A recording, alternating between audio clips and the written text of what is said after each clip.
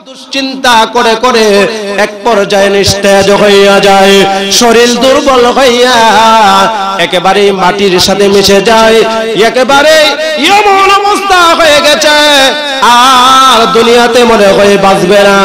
সাকরাত শুরু হয়ে গেল। নবীজির দরবারে তার সংবাদ পৌঁছাইয়া দেয়া হলো, ইয়া রাসূলুল্লাহ, ওগো নবীজি, ওই যে আপনার খাদেম সাহাবী, যেই সাহাবী আপ যেই সাহাবীর ব্যাপারে আমার মহান আল্লাহ জিবরাইল আলাইহিস সালাতু ওয়াস সালামকে পাঠাইয়া তার গুনাহ মাফের সুসংবাদ দিয়েছে। আমাদের প্রতিষ্ঠান ফখরে বাঙ্গাল মিডিয়া। আসসালামু আলাইকুম ওয়া রাহমাতুল্লাহি ওয়া বারাকাতুহু।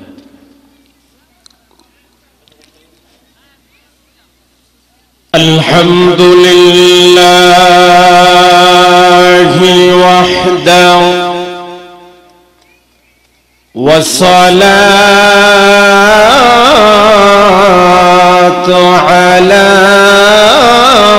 মান লা নাবিয়্যা বা'দাহু।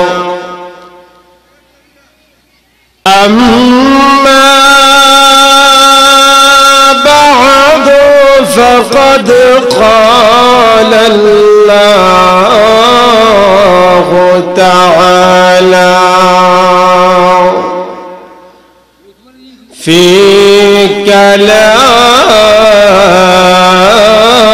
كلامه المجيد،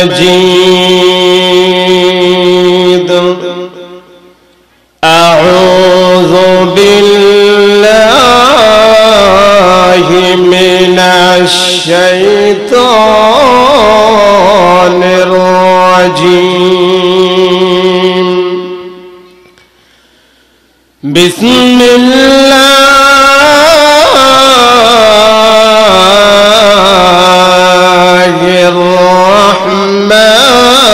الرحمن الرحيم.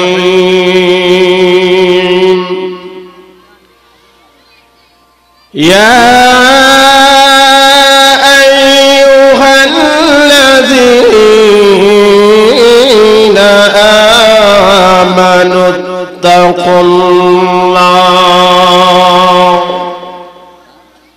وكونوا مع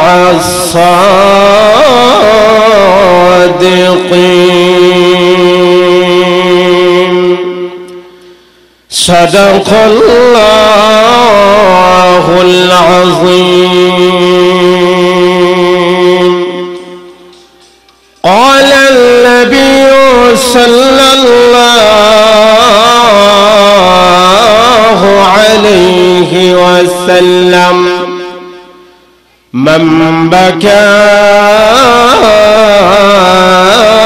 من خشية الله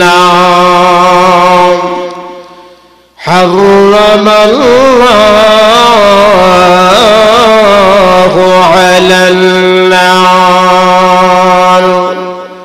أو كما قال عليه الصلاة والسلام.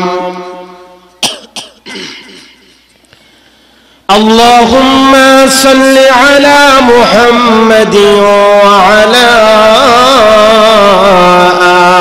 آل محمد كما صليت على إبراهيم وعلى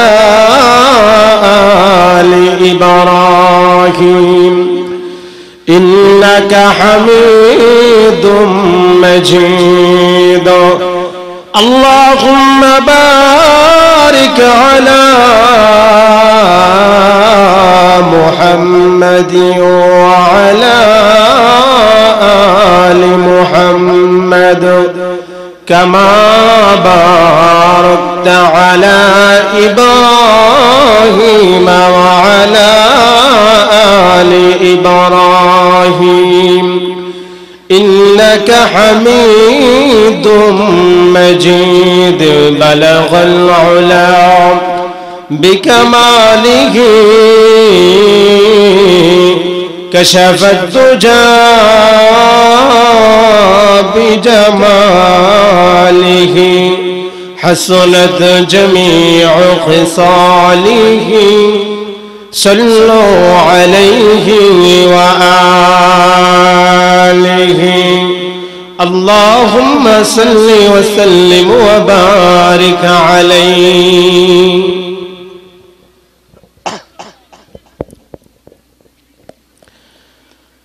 আলহামদুলিল্লাহ। দুবাজাইল গ্রামবাসী ইসলাহুল মুসলিমিন মহিলাদের উদ্যোগে আয়োজিত 5 দিন ব্যাপী পবিত্র তাফসীরুল কোরআন মাহফিলের আজ শেষ দিনের প্রথম অধিবেশনের অত্যন্ত শ্রদ্ধেভাজন সভাপতি, উপস্থিত সামনে বসা আল্লাহওয়ালা দ্বীনদার ইমানদার মুসলমান ভাইরা, উপস্থিত জাতির শ্রেষ্ঠ সন্তান, ইসলামের কর্ণধার হযরত উলামায়ে কেরাম, পর্দার অন্তরালের পর্দানিশী মা ও বোনেরা, আল্লাহ রাব্বুল আলামিনের লাখ কোটি শুকরিয়া জ্ঞাপন করি যে আল্লাহ পাক আমাকে আপনাদের সকলকে বিভিন্ন ফিতনা ফাসাদ থেকে মুক্ত করে, বিভিন্ন প্রতিকূলতাকে উপেক্ষা করে আল্লাহ তাআলা আমাকে আপনাদের সকলকে এই জান্নাতি মজলিসে আসার বসার আলোচনা শোনার যে আল্লাহ তৌফিক দান করেছেন, সেজন্য কালিমাতুশ শুকর আদায় করছি আলহামদুলিল্লাহ।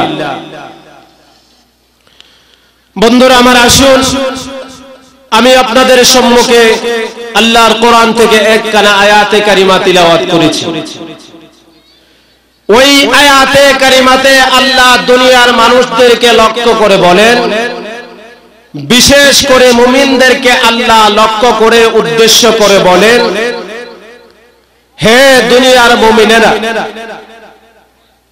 তোমরা আমি আল্লাহকে ভয় করো। জোরে বলেন, কাকে ভয় করো?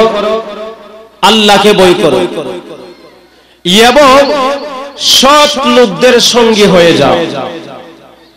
এবার আসুন, আল্লাহ বলেছেন আল্লাহকে ভয় করার পরে সৎ লোকদের সঙ্গী হয়ে যাওয়ার জন্য। সৎ লোকদের সঙ্গী হওয়ার জন্য আল্লাহ কেন বলেছেন? সৎ লোকদের সঙ্গী যদি কেউ হয়ে যায় তার লাভ কি, তার ফায়দা কি একটা আছে না নাই? ও ভাই, জগৎ বিখ্যাত আল্লাহর একজন ওলি ছিলেন হাকিমুল উম্মত আশরাফ আলী তানভী রাহমাতুল্লাহ আলাইহি। তিনি তার এক কিতাবে একটা ঘটনা উল্লেখ করেছেন এইভাবে যে কোন মানুষ যখন সরল সৎ ব্যক্তিদের সঙ্গে হয়ে যায় এবং আলেম ওলামাদের সাথে সম্পর্ক রাখে, সে যত ধরনের একেবারেই খারাপ ব্যক্তি হয় আল্লাহ তাআলা কোনো না কোনো ওসিলাতে তাকে মাফ করে দেন। তিনি তার কিতাবে একটা উদাহরণ এই ধরনের এনেছেন। এক এলাকায় এক লোক সব সময় কাফন চুরি করত। যদি বলেন কি চুরি করত? দুনিয়াতে বিভিন্ন প্রকারের দামি দামি জিনিস রেখে ওই চোরের একমাত্র অভ্যাসই ছিল কাফন চুরির দিকে। কারণ যার যেই অভ্যাস, শত চেষ্টা করলেও অভ্যাস কিন্তু দূরে যায় না। ওই যুগেই আল্লাহর একজন ওলি ছিলেন। এই ওলি তিনি মারা যাওয়ার আগে কাফন চোরকে ওসিয়ত করে গেলেন, হে কাফন চোর শোনো, আমি যখন দুনিয়া থেকে বিদায় হয়ে যাব, এই দুনিয়াতে থাকা অবস্থায় আমার ইজ্জত আবরু কেউ দেখে নাই। তবে আমি যখন দুনিয়া ছেড়ে বিদায় হয়ে যাব, আমাকে যখন কবরে রাখা হবে, এমত অবস্থায় তুমি কিন্তু আমার ইজ্জতে হাত দিও না, অর্থাৎ তুমি আমার কাফন চুরি করো না। বিনিময়ে আমি তোমাকে 5000 টাকা দেব। এই কথা বলার পরে মানুষ একটা কথা বলে যে কাক যদি দেয় চীন দেশেও তবু থাকে কালো, চোর যদি দেয় সাধুর কাছে স্বভাব হয় না ভালো। চোর ব্যক্তি যতই সাধুর সাথে যতই একেবারে মিলেমিশে থাকুক, কিন্তু তার অভ্যাসটা কোনোদিন ছাড়তে পারেন। ঘটনাক্রমে আল্লাহর ওলি একদিন দুনিয়া ছেড়ে বিদায় হয়ে গেলেন। বিদায় হয়ে যাওয়ার পরে তাকে কাফন পরানো হলো, জানাজা পড়াইয়া কবরস্থ করা হলো। কবরস্থ করার পর সুরের তো সারা দিনের টেনশন, আহারে এই যে লোকটা মারা গেল, সারা জীবন কাফন চুরি করলাম, এখন ওই লোকটার কাফন চুরি না করে আমি কিভাবে থাকি? অবশ্যই তার কাফনটাও চুরি করতে হবে। রাত্রি যখন গভীর হয়, চোখে ঘুম আসে না, বেগম সাহেব জিজ্ঞেস করে তুমি ঘুমাও না কোন কারণে? কিভাবে ঘুম আসবে চোখে? সবসময় তো কাফন চুরি করতাম, কিন্তু ওই লোকটার কাফনটা চুরি করতে পারতেছি না, এই কারণ টেনশনে ঘুম আসতেছে। বেগম সাহেব বলেন, তোমাকে না আল্লাহর ওলি ৫,০০০ টাকা দিয়ে চুক্তি করেছে তুমি তার কাফন যেন না চুরি করো। তবে ওই কাফন চুরার একটা অভ্যাস ছিল, যেখানেই যেই লোকটা মারা যাইতো ওই লোকটার জানাজাতে সে সবসময় অংশগ্রহণ করত। তো আল্লাহ তাআলা মানুষের কোনো না কোনো একার নেক আমলের বদলাতে আল্লাহ তাকে মাফ করে দিতে পারে। বন্ধুরা আমার, আসুন ওই আল্লাহর ওলিকে যখন কবরে দাফন করা হলো, দাফন করতে দেরি হয়, রাত্রি যখন একে একে গভীর হয়ে যাচ্ছে, রাত্রি যখন একেবারেই নীরব নিস্তব্ধ হয়ে যাচ্ছে, এমত অবস্থায় কাফন চোর ঘর থেকে বের হইয়া আল্লাহর ওলির কবর পর্যন্ত চলে গেছে। আল্লাহর ওলির কবরটা কুড়ে কুড়ে একেবারে কবরের যে খাটিয়ে আছে সবগুলো ফেলে দিয়ে যেই মাত্র আল্লাহর ওই ওলির কাফনে ধরে টান দিলেন, আল্লাহর কুদরত বোঝা যায় না, সাথে সাথেই এই আল্লাহর ওলি কাফন চোরের হাতে একেবারে চেপে ধরে ফেললেন। আপনারাই বলুন, গভীর রাত্রিতে কোন কবরস্থানে যদি কোনো মৃত মানুষ কারো হাতে ধরে ফেলে, হুঁশ থাকবে তো? হুঁশ থাকার কথা তো। ভাইরা আমার, আল্লাহর ওলির কাফনে যেই মাত্র ধরে টান দেয়, এমত অবস্থায় আল্লাহর ওলির কাফনে ধরে টান দিতে দেরি হয়। এমনি আল্লাহর ওলি কবর থেকে কাফন চোরের হাত যখন ধরে ফেলল, কাফন চোরের হাত ধরতে দেরি হয়, অমনি ওই চোরা বেহুশ হইয়া কবরের মধ্যে পড়ে যায়। কবরে পড়ে যাওয়ার পর একেবারেই গভীর রাত্রিতে ওই কাফন চোরা কবরে পড়ে গেল।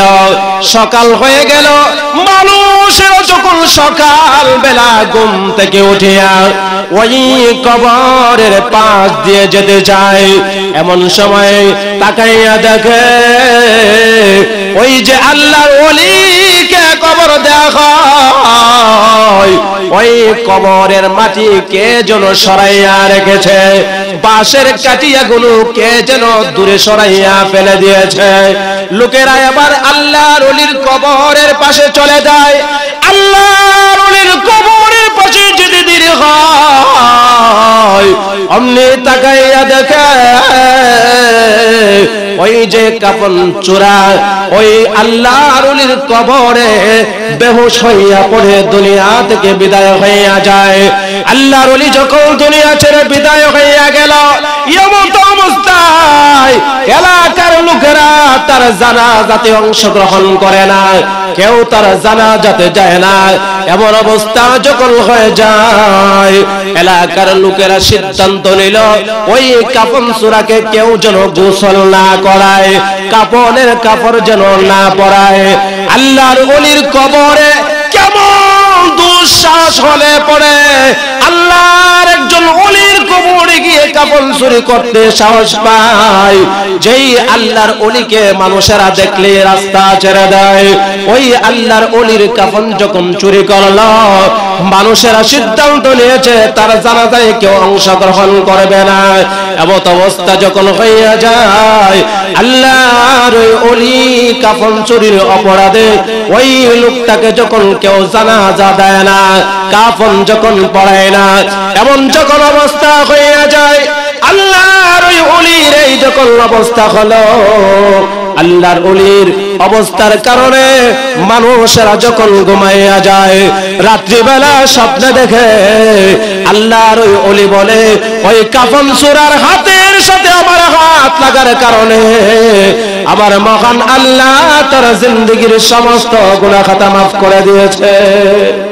বন্ধুরা আমার সিদ্ধান্ত নিল আল্লাহর ওলির কাফন যখন চুরি করলো তার জানাজা কেউ যেন না পড়ে, ঘোষণা হয়ে গেছে।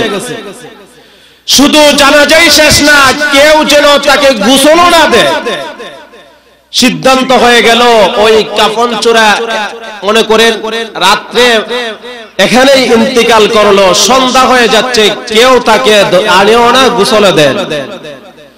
এই অবস্থার মাঝে সন্ধ্যা হয়ে যাওয়ার পর রাত্রিতে যখন মানুষ ঘুমাইয়া গেল, এলাকার অধিকাংশ লোকেরাই আল্লাহর ওলিকে স্বপ্নে যুগে দেখতে পাইলেন যে আল্লাহর ওলির কাফন সে চুরি করেছে।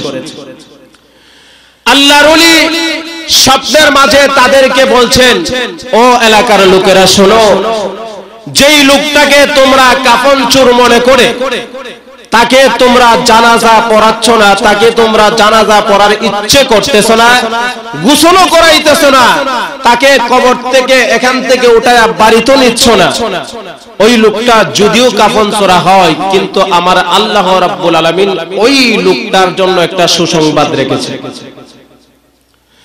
ভাইরা আমার, আল্লাহর ওলি যখন এইভাবে স্বপ্ন দেখায়,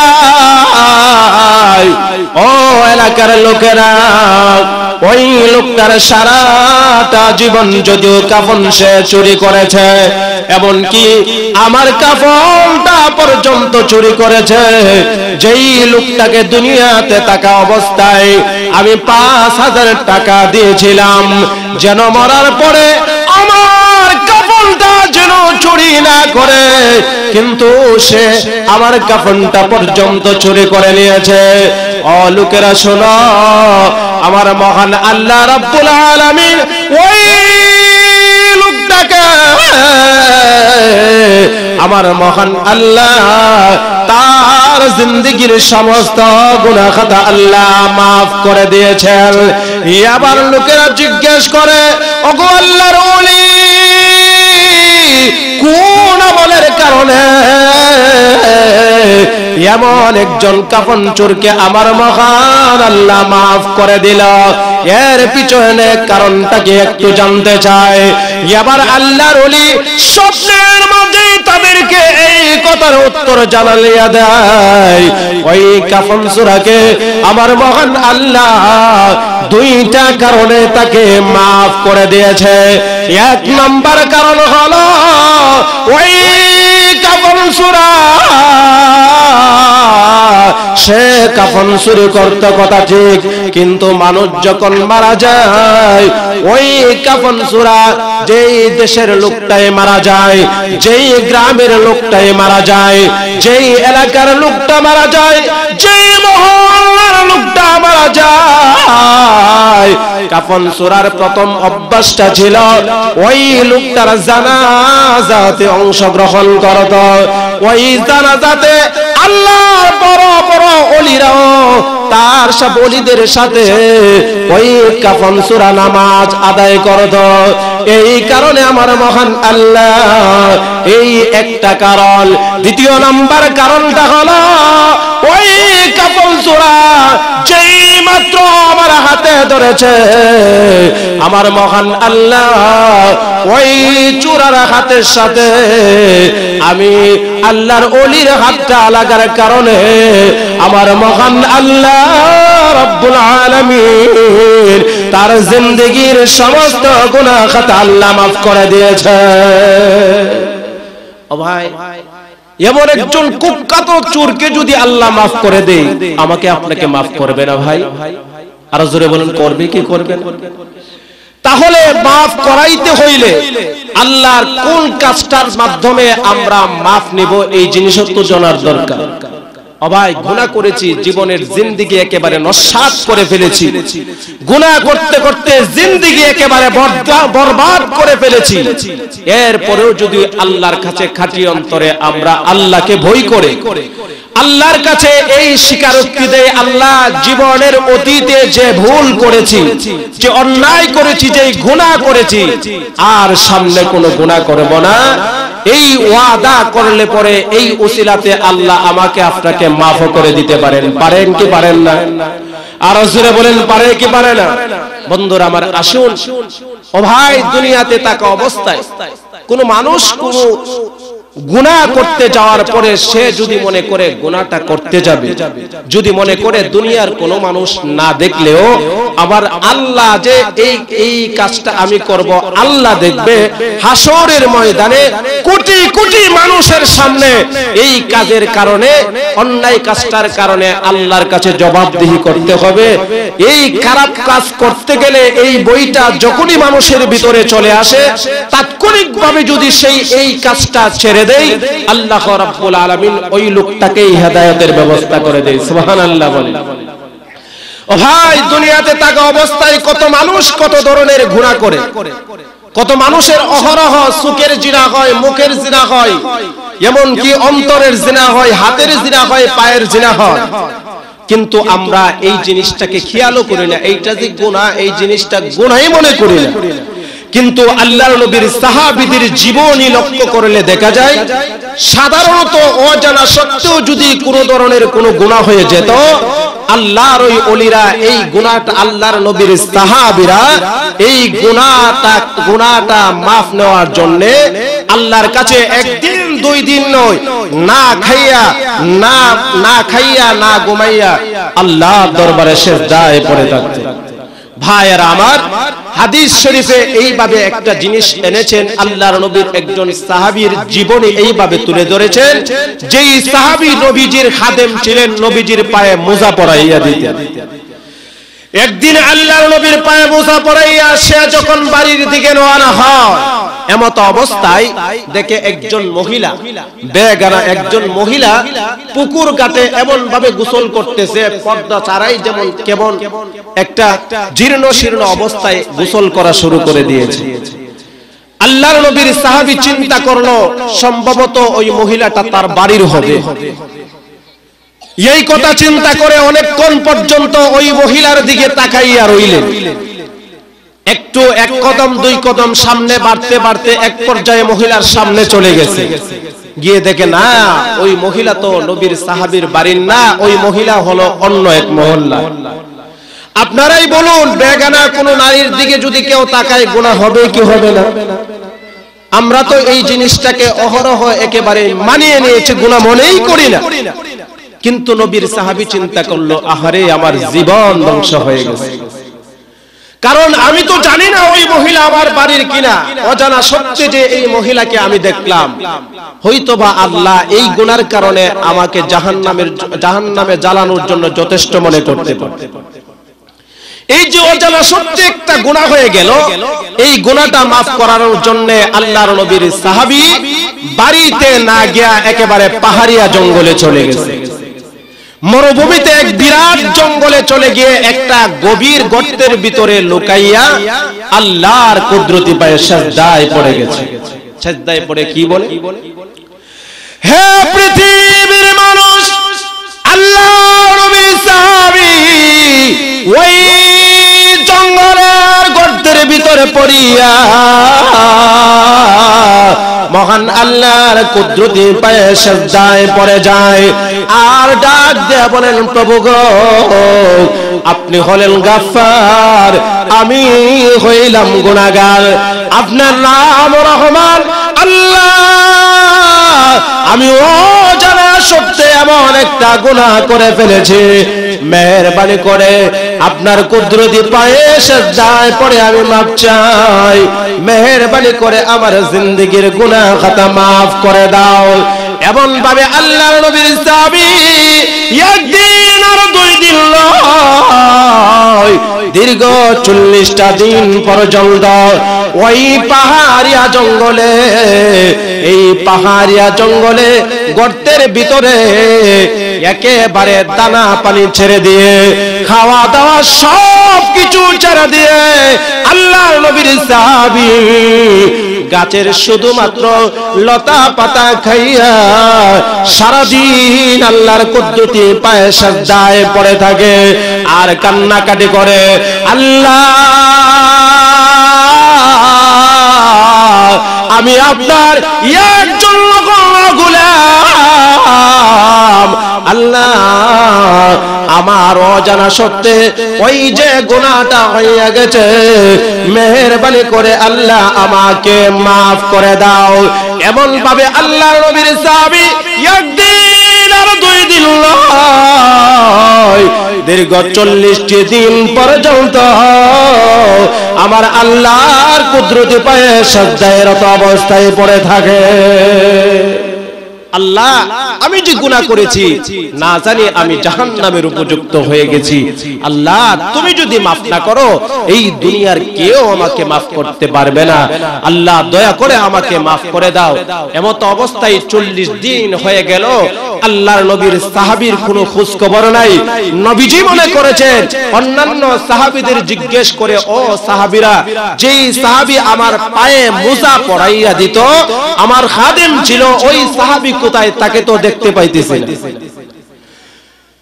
কিছু সংখ্যক সাহাবীরা বলেন, হুজুর মনে হয় ওই আপনার সাহাবী সফরে কোথাও চলে গেছে, না হইলে কেন আসে না আজকে 40 দিন যাব। নবীজিও মনে করলো হয়তো বা সে সফরেই চলে গেছে, না হইলে এই দিনের ভিতরে তো অন্তত 2-4 বার আসতো।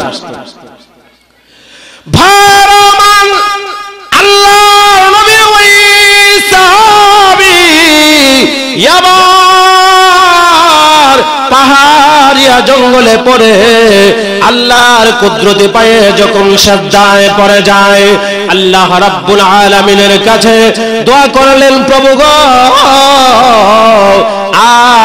আর জিন্দেগিতে এমন অজানা সত্ত্বে আর কোনো গুনাহ হবে না।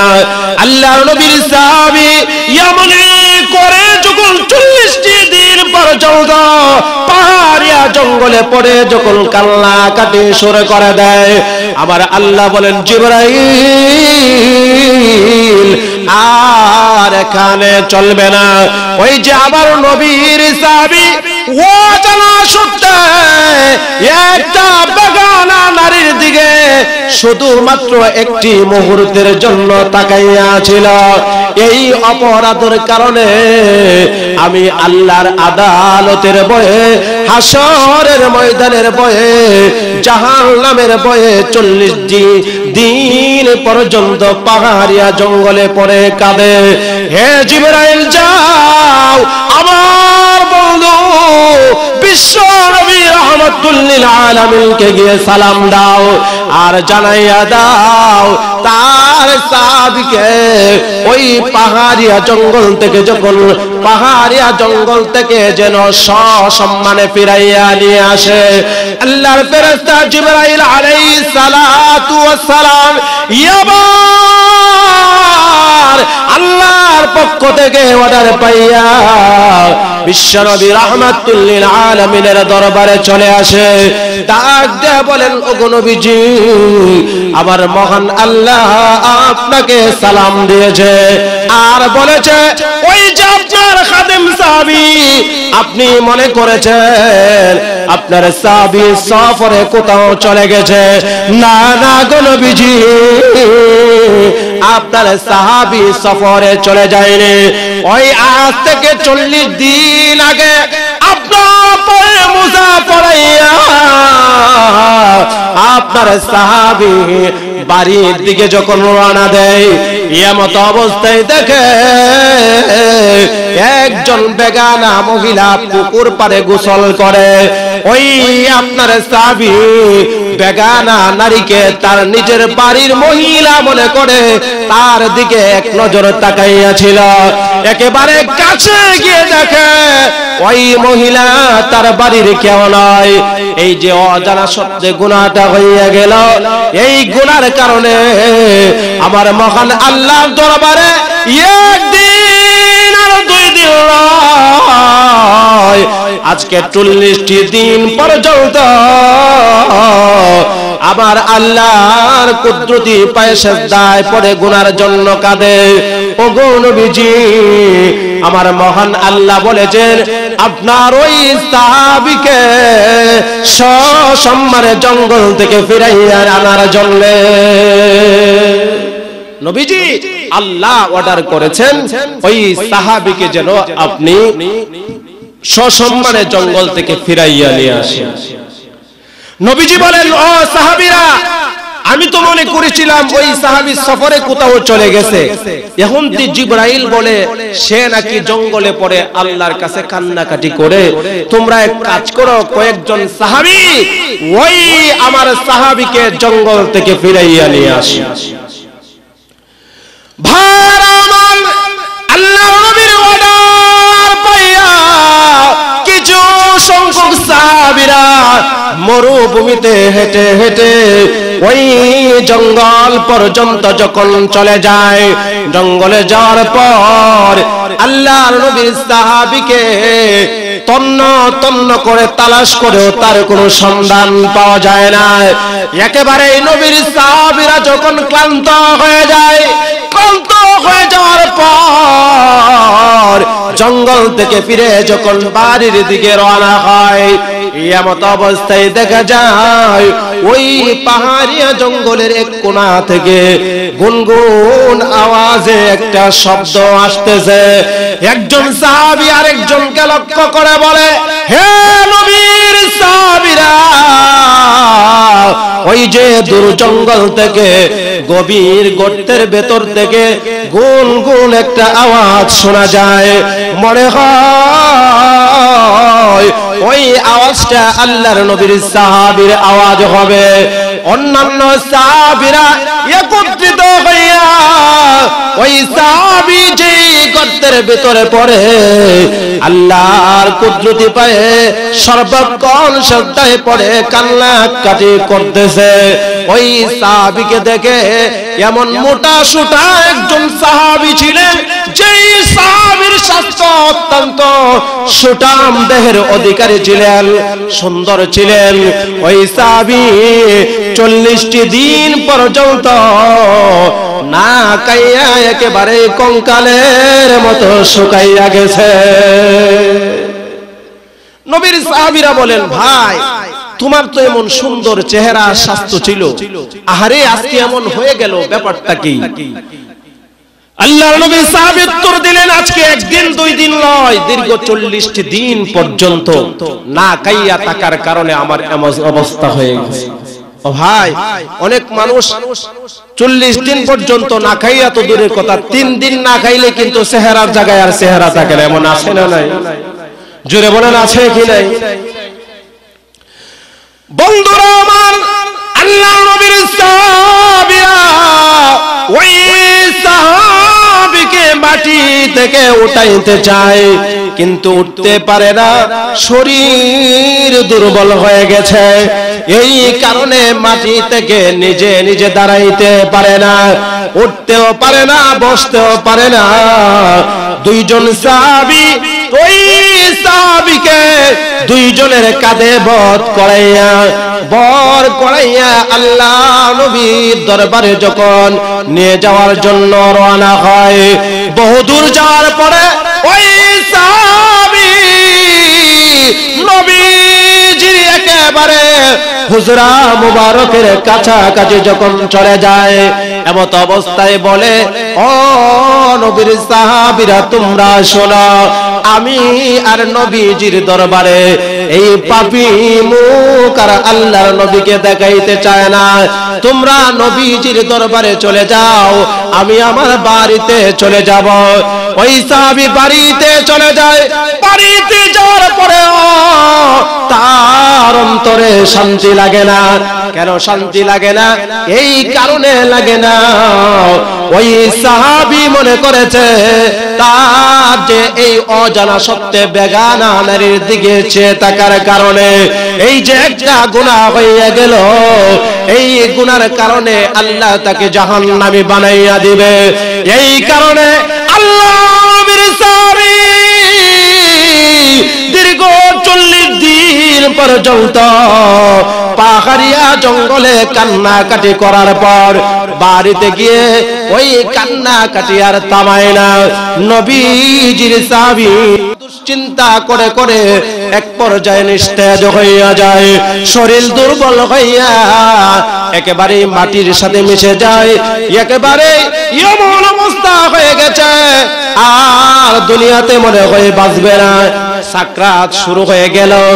নবীজির দরবারে তার সংবাদ পৌঁছাইয়া দেয়া হলো, ইয়া রাসূলুল্লাহ, ওগো নবীজি, ওই যে আপনার খাদেম সাহাবী, যেই সাহাবী যেই সাহাবীর ব্যাপারে আমার মহান আল্লাহ জিবরাইল আলাইহিস সালাতু ওয়াস সালামকে পাঠাইয়া তার গুনাহ মাফের সুসংবাদ দিয়েছে, এর পরেও ওই সাহাবী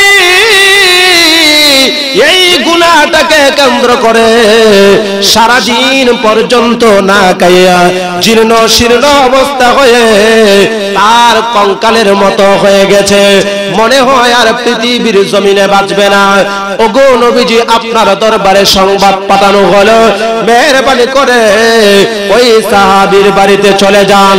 আল্লাহর নবী, বিশ্ব নবী, রাহমাতুল লিল আলামিন ওই সাহাবীর বাড়িতে চলে গেল।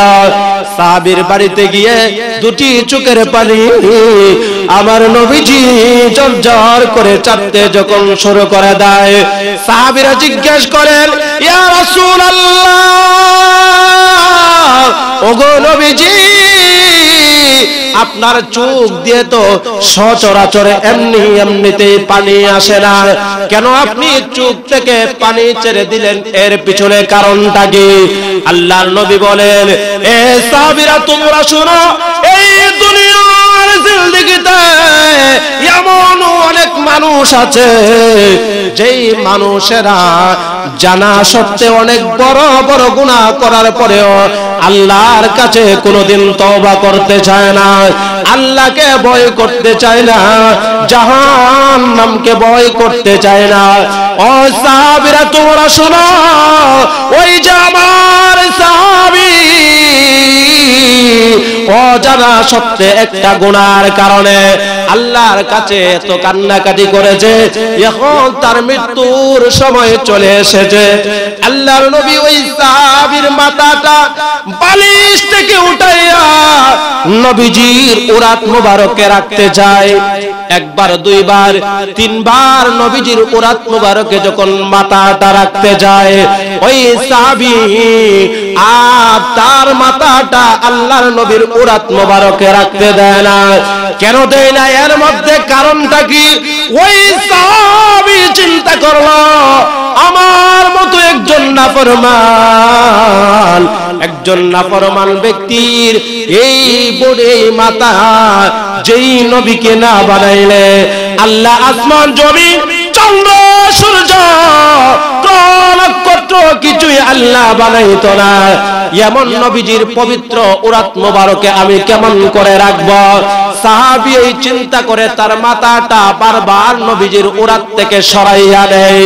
এমন অবস্থা যখন হইয়া যায়, আমার আল্লাহ জিবরাইলকে পাঠাইয়া দেয়, ও জিবরাইল যাও ওই সাহাবীর ব্যাপারে, আমার নবীর সাহাবীর ব্যাপারে আরেকবার সুসংবাদ লইয়া যাও। জিবরাইল আলাইহিস সালাতু ওয়াস সালাম চলে আসলেন, ডাক দিয়ে বলেন, ওগো নবীজি, যেই সাহাবী আপনার উরাত মুবারকে তার মাথা রাখতে চায় না, ওই সাহাবীর ব্যাপারে আমার মহান আল্লাহ কি সংবাদ, সেই সংবাদ দিয়ে আমাকে পাঠিয়েছেন, শুনে নিন। ওগো নবীজি, আল্লাহ বলেছেন ওই সাহাবীর শুধুমাত্র অজানা সত্ত্বে বেগানা নারীর কারণে যে গুনাহটা হয়েছে, শুধু এই গুনাহ নয়, আমার আল্লাহ তার আগে পিছে এক কথায় সমস্ত জিন্দেগীর গুনাহ খাতা আমার আল্লাহ মাফ করে দিয়েছে। এই ঘোষণা শুনতে দেরি নবীর সাহাবী এবার তার মাথাটা আল্লাহর নবীর উরাত মোবারকে রাখার পরে সাকরাত শুরু হয়ে গেল। কিছুক্ষণের মধ্যেই নবীর উরাত মোবারকে মাথা রাখিয়া আল্লাহ নবীর সাহাবী দুনিয়া ছেড়ে বিদায় হয়ে গেল।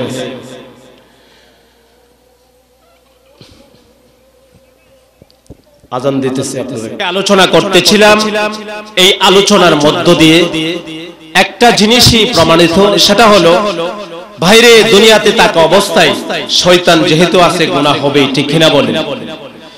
শয়তান পিছনে আছে আমাদেরকে, শয়তান একেবারেই গুনাহ ছাড়া থাকতে দিবে না, কারণ আল্লাহর কাছে সে ওয়াদা করে এসেছে। আল্লাহ যেই আদম সন্তানের জন্য আপনি আমাকে জান্নাত থেকে বের করে দিয়েছেন, ওই আদম সন্তান কিভাবে জান্নাতে যায় আমি শয়তান দেখে দিই। আল্লাহ রাব্বুল আলামিন শয়তান আল্লাহর কাছে এই ঘোষণা দিয়েছেন যে আপনার কোন বান্দা কিভাবে জান্নাতে যায় সেটা দেখব আমি। শয়তান তাদের পিছন দিয়ে ধোঁকা দেব, সামনের দিক দিয়ে ধোঁকা দেব, ডান দিক থেকে ধোঁকা দেব, বাম দিক থেকে ধোঁকা দেব, চতুর্দিক দিয়ে ধোঁকা দিয়ে আপনার ওই বান্দাদেরকে আমি জাহান্নামের উপযুক্ত বানাইয়া ছাড়ব। ভাই শয়তান চ্যালেঞ্জ করেছেন। এখন আমরা যদি গুনাহ করি তাহলে বুঝতে হবে আমরা শয়তানকে আরো সহযোগিতা করতেছি, ঠিক না বলে? শয়তান বলেছেন চারটা দিকের কথা, সামনে পিছনে ডাইনে বামে। আমি আপনাদের জিজ্ঞেস করি আরো দুইটা দিক আছে না নাই? জোরে বলেন আছে কি নাই? বলেন তো কোন দুইটা দিক? একটা হলো উপরের দিক আর একটা হলো নিচের দিক। আল্লাহ বলেন শয়তান তুমি ডাইনে বামে সামনে পিছনে চতুর্দিক দিয়ে আমার বান্দা বান্দীদেরকে ধোঁকা দিয়ে যে গুনাহ সারা দিন তুমি করাইবা, রাতের বেলা ওই গুনার কথা স্মরণ করে তাহাজ্জুদের নামাজে দাঁড়াইয়া আমি আল্লাহর কাছে এই আল্লাহর কুদরতি পায়ে এই কপাল লাগাইয়া সেজদায় পড়ে দুটি চোখের পানি ছেড়ে দিয়ে কাঁদবে এবং উপরের দিকে হাত উঠাইয়া দোয়া করবে। একটা হলো এই যে নিচের দিকে তার কপালটা লাগাইলো, দ্বিতীয়ত উপরের দিকে যে হাত উঠাইয়া মুনাজাত করলো। এই দুইটা দিকের কারণে আমি আল্লাহ তাদের জিন্দেগীর সমস্ত গুনাহ খাতা মাফ করে দেব। তাহলে শয়তান যে চারটা দিকের কথা বলেছেন আর দুইটা দিকের কথা বলতে পারে নাই, আল্লাহর পক্ষ থেকে তাকে এই দুইটা দিকের কথা ভুলিয়ে দেওয়া হয়েছে। কারণ আল্লাহ রাব্বুল আলামিন চান একটা মানুষকে মাফ করে দিতে। তাই আসুন ভাই দুনিয়াতে থাকা অবস্থায় আমরা যতদিন আছি অবশ্যই আমরা শয়তানের ধোঁকায় পড়ে গুনাহ করব, কিন্তু গুনাহ করলেই শেষ না। গুনার পরেও তো একটা জিনিস আছে, গুনার পরেও আল্লাহর কাছে আমরা যখন খাঁটি অন্তরে তওবা করব, আল্লাহর কাছে যখন আমরা খাঁটি অন্তরে মাফ চাইব, আল্লাহ অবশ্যই আমাদেরকে মাফ করে দিবেন। এই জন্য আল্লাহকে সর্বপ্রথম যে কোনো ক্ষেত্রে ভয় করলেই আল্লাহ তাআলা মাফ করে দিবেন। এজন্য আসুন, আজান হয়ে গেছে আমাদের এখানেই আজান হবে এবং নামাজও হবে। যাদের ওজনায় এক্ষুনি আজান হবে, আজানের পর কিছুক্ষণের মধ্যে এখানে জামাত শুরু হয়ে যাবে। আপনাদেরকে আবারও দৃষ্টি আকর্ষণ করছি, এশার নামাজের পর থেকে আমাদের